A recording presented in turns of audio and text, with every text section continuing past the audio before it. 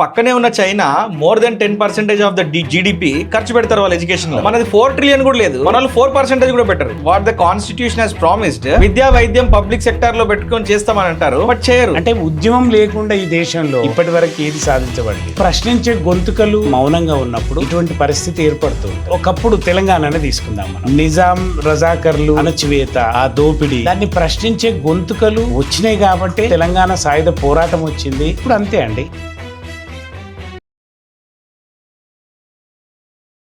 కంప్లీట్గా ఇటువంటి school system అనేది రావాలి అనేది ఎక్కడి నుంచి రావాలి? పాలసీ మేకర్ దగ్గర నుంచి రావాలి. వాళ్ళకి తెలుసా ఇది? అంటే ఇప్పుడు ఎడ్యుకేషన్ మినిస్టర్కి ఫస్ట్ ఆఫ్ ఆల్ ఎడ్యుకేషన్ ఉండదు. యాక్చువల్గా ఎడ్యుకేషన్ సిస్టమ్ అని అంటాం కదా. అవునండి. యాక్చువల్ సిస్టమ్ ఉండదు ఎడ్యుకేషన్కి. ఎడ్యుకేషన్లో సిస్టమాటిక్ సిస్టమ్ ఉండదు. అవును. ఒక పాలసీ ఉండదు. ట్రూ. సో అది లేకనే కదా ఇండియాకి ఈ ప్రాబ్లం వచ్చేది. True, absolutely true. ఇప్పుడు పక్కనే ఉన్న China more than 10% of the GDP ఖర్చు పెడతారు వాళ్ళ ఎడ్యుకేషన్ లో. వాళ్ళది ఎంత జీడిపి అని అంటే $20 ట్రిలియన్ జీడిపి వాళ్ళది. మనది 4 ట్రిలియన్ కూడా లేదు, మన వాళ్ళు 4% కూడా పెట్టరు. What the constitution has promised, మనకు సోషలిస్టిక్ ప్యాటర్న్ ఆఫ్ సొసైటీ తీసుకున్నప్పుడు విద్యా వైద్యం పబ్లిక్ సెక్టార్లో పెట్టుకొని చేస్తామని అంటారు, బట్ చేయరు. దీన్ని ఎవరు క్వశ్చన్ చేయాలి? ఇట్లా ఈ సిస్టమ్ ఎట్లా ఫిట్ అవ్వాలి యాక్చువల్గా? అంటే ఇప్పుడు ప్రశ్నించే గొంతుకలు మూగబోయినప్పుడు లేదా మౌనంగా ఉన్నప్పుడు ఇటువంటి పరిస్థితి ఏర్పడుతూ ఉంటుంది. అంటే ఇప్పుడు ఒకప్పుడు తెలంగాణనే తీసుకుందాం మనం. నిజాం రజాకర్లు లేకుంటే నిజాం యొక్క అణచివేత, ఆ దోపిడీ, దాన్ని ప్రశ్నించే గొంతుకలు వచ్చినాయి కాబట్టి ఆ ఉద్యమం వచ్చింది, తెలంగాణ సాయుధ పోరాటం వచ్చింది, నిజాం లొంగి రావటానికి పరిస్థితులు అనుకూలించినాయి. ఇప్పుడు అంతే అండి.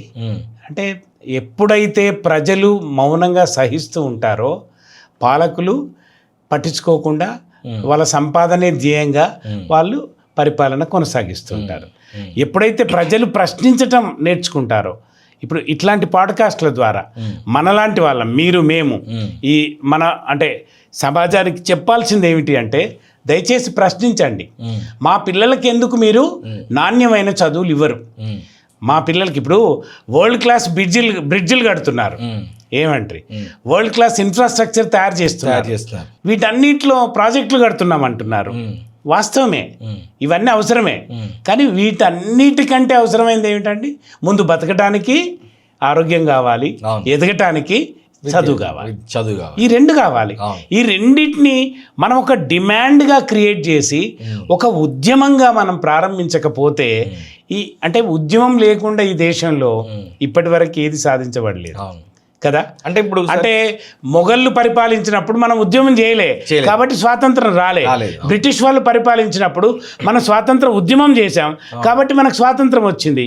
తెలంగాణ కావాలనుకొని ఉద్యమం చేసినాం కాబట్టి మనకు తెలంగాణ రాష్ట్రం ఆవిర్భావం జరిగింది. ఇప్పుడు క్వాలిటీ ఎడ్యుకేషన్ ప్రతి చైల్డ్కి, నా కుటుంబంలో నా పిల్లలకి ఎందుకు క్వాలిటీ ఎడ్యుకేషన్ ఇవ్వరు అంటే, ప్రతి పేరెంట్ కూడా ప్రత్యక్షంగానో పరోక్షంగానో ప్రభుత్వానికి పన్నులు కడుతున్నాడు కదా. ఇప్పుడు అంటే కొనే వంట నూనె మీద, కూరగాయల మీద, ప్రతి దాని మీద, ప్రతి సరుకు మీద ప్రభుత్వానికి పేదవాడు కూడా పన్ను కడుతున్నాడు. కేవలం సంపన్నులే కట్టట్లేదండి పన్ను, అందరు కడుతున్నారు. అరే, నేను కట్టే పన్ను, నా పెట్రోల్ మీద నువ్వు వసూలు చేసేటటువంటి సెస్, ఎడ్యుకేషన్ సెస్, కనీసం ఇప్పుడు మీరు అన్నట్టు జీడిపి పెంచటం అంటే లైక్ బడ్జెట్లో రేషియో పెంచటం వేరు ఎడ్యుకేషన్కి, కానీ ఎడ్యుకేషన్ పేరు మీద వసూలు చేస్తున్నటువంటి కనీసం వీటినైనా కూడా నాణ్యమైన విద్య పేదవాడికి అందించే దిశలో ప్రభుత్వాలు ఆలోచించనంత కాలం కేవలం పేదవాళ్ళను ఓట్లేసే వాళ్ళుగా ఏదో 5,000 రూపాయలు ఇస్తే ఒక ఓటు కొనుక్కోవచ్చు, లేదా ఒక బిర్యానీ పొట్లం ఇస్తే ఒక ఓటు కొనుక్కోవచ్చు అనే స్థాయిలోనే వీళ్ళు ఉండాలి అని ఆలోచించినంత కాలం పేదవాడి బతుకు అట్లాగే ఉంటుంది. రాజ్యాంగం నిర్దేశించినటువంటి పేదవాడికి ఉన్నవాడికి లేనివాడికి మధ్య వ్యత్యాసాన్ని తగ్గించే దిశగా ప్రభుత్వాలు పనిచేయాలనేది కేవలం ఒక భ్రమగానే మిగిలిపోద్ది అంతే. సార్, ఒక పాయింట్ సార్, ఇక్కడ మనకు మొన్న పంచాయతీరాజ్ ఎలక్షన్స్ జరిగినాయి. అవునండి, పంచాయతీ ఎలక్షన్స్ జరిగినాయి. పంచాయతీ ఎలక్షన్స్లో చాలామంది 1,000 రూపాయలు, 2,000, కొన్నిసార్లు 5,000, కొన్ని చోట్ల 10,000 కూడా ఓటుకు వాళ్ళ వెలగట్టుకొని మాకు డబ్బు ఇస్తేనే ఓటేస్తాము, ఇంట్లోంచి బయటకు వెళ్తాము, లేదా బూత్ దగ్గరికి వెళ్ళి మాకు ఎవరిస్తే వాళ్ళకి వేస్తామని చెప్పి అన్నారు. అబ్రహాం లింకన్ గారు ఒక మాట అంటారు, ఈ ప్రజలకు అధికారం ఇచ్చి చూడండి ఒకసారి వాళ్ళు ఎంత బ్రూటల్గా మారుతారని చెప్పేసి. అంటే అధికారం ఇచ్చి చూసిన తర్వాత వాళ్ళ క్యారెక్టర్ ఏం మారుతుంది అంటే, పవర్ ఇచ్చి చూడండి, అధికారం కాదు, పవర్ ఇచ్చి చూడండి వాళ్ళ క్యారెక్టర్ ఎట్లా మారుతుంది అనేది చూడండి. ఇక్కడ గెలిచిన తర్వాత ఒక రాజకీయ నాయకుడు కరప్ట్ ప్రాక్టీసెస్ చేస్తాడేమో, కానీ వీళ్ళు వాళ్ళని గెలిపించడానికే కరప్ట్ ప్రాక్టీసెస్ చేస్తున్నారు కదా. అంటే మీరు ఓటు వేసే అవకాశాన్ని ఒక పవర్గా కనుక మనం తీసుకుంటే, ఆ ఓటు వేసే విచక్షణ కల్పించేటటువంటి విద్యను ఇంకా పెద్ద పవర్గా చూడాలి కదా. చాలా పెద్ద పవర్ ఇది. ఇప్పుడు ఆ పవర్ని డిమినిష్ చేసి కదా, ఆ పవర్ డిమినిష్ అయినందువలన, అంటే ఆ పవర్ లేకుండా చేసినందువలన వీళ్ళలో థింకింగ్ లేదు కదా. అవును, అంటే సరి అయినటువంటి విద్య కనుక ఇచ్చి ఉంటే ఇలా ఆలోచించొద్దు, మేము ఇది ఈ రకమైనటువంటి నిర్ణయాలు లేకుంటే డిమాండ్లు ఇది సహేతుకమైంది కాదు, ఇది ప్రజాస్వామ్యానికి ఒక పెద్ద గొడ్డలి పెట్టు అనే భావన కనుక విద్య ద్వారా కల్పించి ఉంటే కదా.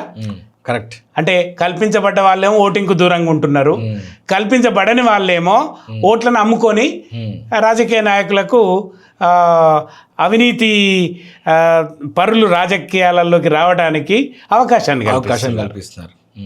అంటే సార్ క్వశ్చనింగ్ అంటే, ఇప్పుడు క్వశ్చనింగ్ అనేది సెలెక్టివ్ క్వశ్చనింగ్ ఉంటుంది. అవును. ఇప్పుడు మీకు సెలెక్టివ్ క్వశ్చనింగ్ అని అంటే, హైదరాబాద్ సెంట్రల్ యూనివర్సిటీలో ఒక 200-400 ఎకరాలు, correct me if I'm wrong, దాన్ని ఒక వెంచర్ కింద మార్చుదాం, గవర్నమెంట్ ఒక ఆప్షన్ చేద్దాం, వెంచర్ కింద మార్చుదాం అనుకున్నప్పుడు ఇంటర్నెట్ గాట్ ఎరప్టెడ్.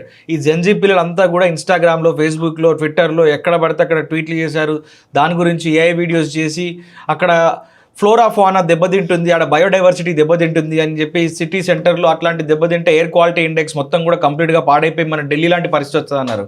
బట్ ఒక 5 రాష్ట్రాల విస్తీర్ణం ఉన్నటువంటి సెంట్రల్ ఇండియా అడవులను ఈరోజు ప్రభుత్వము వాంటెడ్గా అక్కడ నుంచి రిసోర్సెస్ని ఎక్స్ట్రాక్ట్ చేద్దామని చెప్పేసి ట్రైబల్స్ని పక్కనేద్దామని చెప్పినప్పుడు ఒక్క post we have not even scene single post from the people. ఈ సెలెక్టివ్ క్రిటిసిజం కానీ సెలెక్టివ్ క్వశ్చనింగ్ కానీ లేకపోతే అసలు ఇండియా ఏంటి సార్? అసలు ఈ బాధలను తట్టుకోలేక 10 crore అండ్ అబోవ్ వర్త్ ఉన్న వాళ్ళంతా ఇండియాలోకి వెళ్ళి జంప్ అయిపోతున్నారు. అంటే వంశీ గారు, ఇప్పుడు మీరు చెప్పిన దాంట్లో నాకు 3 అంశాలు కనబడుతున్నాయి. ఒకటేమో సెలెక్టివ్ క్వశ్చనింగ్కి సెలెక్టివ్ థింకింగే కదా. అవును, సెలెక్టివ్ థింకింగ్కి సెలెక్టివ్ ఇన్ఫర్మేషన్ ఫీడ్ కావాలి కదా. అవును. అంటే ఇప్పుడు ఏదైతే నేషనల్ మీడియా అంతా అక్కడ ఆ మైనింగ్ చేయటానికి దోహదం చేసేటటువంటి ఏదైతే కార్పొరేట్లకు అనుకూలమైన వాళ్ళ చేతులలో ఈ మీడియా ఉందో, మెయిన్ స్ట్రీమ్ మీడియాలో ఆ అంశాలు ఏమన్నా ప్రజలకు చేరవేత వస్తున్నాయా? రావట్లేదు, ప్రజల దృష్టికే రావట్లేదు. అది ఎవరో మీలాంటి పాడ్కాస్టర్స్ అంతో కొంత అలాంటి అంశాలను బయట పెడుతున్నారు. ఇలాంటి చూసే వాళ్ళు కూడా కొంచెం సెలెక్టివ్గానే ఉంటున్నారు, అంతే కదా. అంటే ఒక ప్రజలు ఏం థింక్ చేయాలి. అందుకే యువల్ నోవా హరారి అంటాడు, one of the famous thinkers of this generation, ఏమంటాడు అంటే ప్రజలు ఏం థింక్ చేయాలో. అసలు కంప్యూటర్లు హైజాక్ అంటే హ్యాకింగ్ చేయబడట్లేదు. హ్యూమన్ మైండ్స్ డెమోక్రసీలో human minds are getting hacked. నువ్వు ఏం థింక్ చేయాలో నిర్ణయించబడుతున్నది, నువ్వేం ఆలోచించాలో నిర్ణయించబడుతున్నది.